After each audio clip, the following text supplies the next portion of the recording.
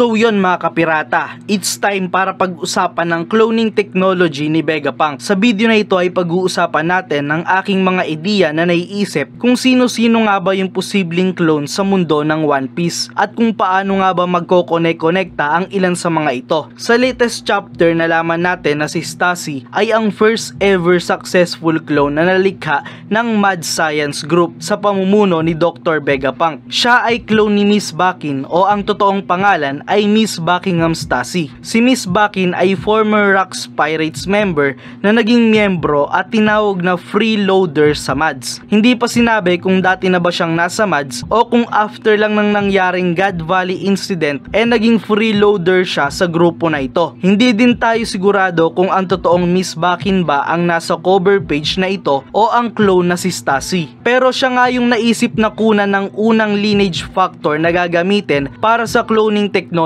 Lumalabas na si Stacy ay isang ability user. Hindi pa kumpirmado pero ayan yung iniisip ng lahat. Sinasabi pa nga na meron siyang mythical Zoan na model ay vampire. Pero sa tingin ko ito ay based sa race na nilagay sa lineage factor niya. Kagaya na lamang ng mga Seraphims na kinuha sa Lunarian race. Kung ganon baka merong special race na kung tawagin ay vampire race. Pero ano pa man, ang successful experiment na ito ay nag-lead pa sa mga sumunod at maraming klase ng cloning technology. Kagaya na lamang ng mga Pacifista, Seraphim, Germa 66 at ng 6 na Vegapunk. At hindi lang yon, dahil sa chapter 1073, sa dulo ng chapter ay nabanggit ni Bakin ang lineage factor ng kanyang sinasabing anak na si Edward Weevil. Para nga mapatunayan na si Weevil ay anak ni Whitebeard,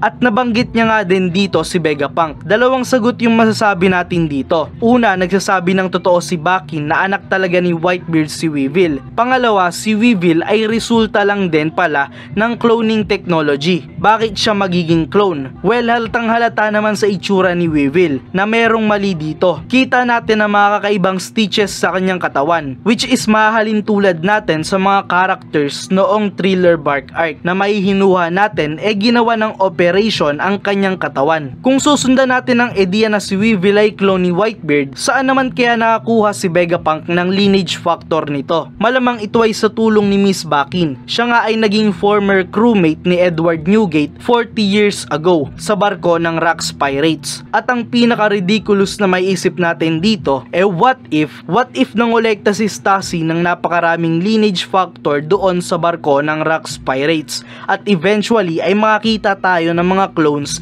ng former pirate crew na ito. Take note na si Stacy ay first successful clone. Pwedeng ibig sabihin nito na sa dinami-dami ng experiment na clone siya yung unang naging successful sa iba't ibang aspeto kagaya ng physical, mental, and emotional aspects. What if naunang gawin nila Vegapunk yung mga kagaya ni Whitebeard o kaya naman mismong si Rax Disebek? Does it mean na nasa tabi-tabi lang kaya yung clone ni Rax? Well, hindi nalalayo yung mangyari dahil nga bigla na lang lumitaw itong si Weevil at Bakin out of nowhere sa istorya. What if yung lurking legend na sinasabi ni Oda sa atin ay walang iba kung hindi si Rax Disebek, which is possible din na yun pala ay clone ni Rax Disebek mismo. Speaking of Rocks Pirates, daanan na rin natin yung mga kumpirmadong member ng Rocks Pirates. Kabilang dito ang 3 sa mga naging Yonko na sa ngayon ay patay na, si Edward Newgate at yung technically patay na din na si Kaido at Big Mom, kasi wala pa din confirmation about dito.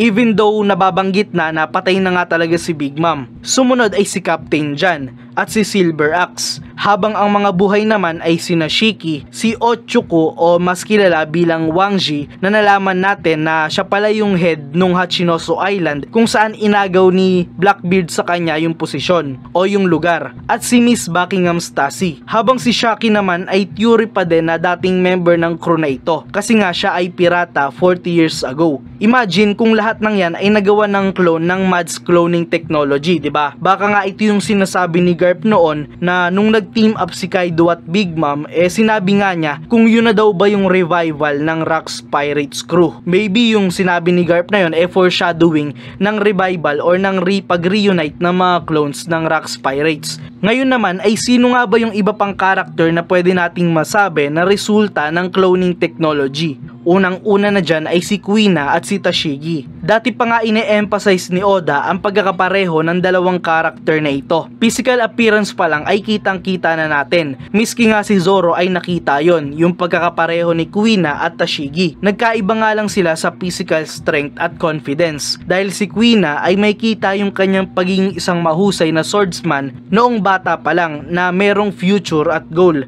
na maging isang greatest swordsman. Habang si Tashigi naman ay nagpapakita ng pagka-interes sa mga katana pero hindi pa siya ganun kalakas na tao upang makipagsabayan sa kagaya ni Zoro. Yan yung alam natin until today's arc. Yan ay alam natin noon pa pero iba na ngayon kasi nga nakita natin si Tashigi sa G14 at mahalata na hindi na siya yung dating Tashigi na nakilala natin. Sumunod dito ay si Karibu. Kung matatandaan, nagkaroon nga ng cover story si Karibu kung saan napadpad siya sa isang winter island. Dito ay nakakilala siya ng isang matandang babae na sa hindi inaasahan ay mayroong anak na kahawig ni Karibu. Walang iba kung hindi si Commander Gaburo. Talaga nga namang kakaiba yung cover page na ito na ngayon may idea na tayo sa pagkakaroon ng ilang mga clones ng mga kilala nating character sa One Piece. At isa pang nakakamanghang background ng dalawang magkaibang character na yan si Kuina at Commander Gaburo. Sila ay somehow connected sa revolutionaries. Kung tatandaan, ang Shimotsuki Village ay isa sa mga village na tumutulong sa Revolutionary Army na lumalabas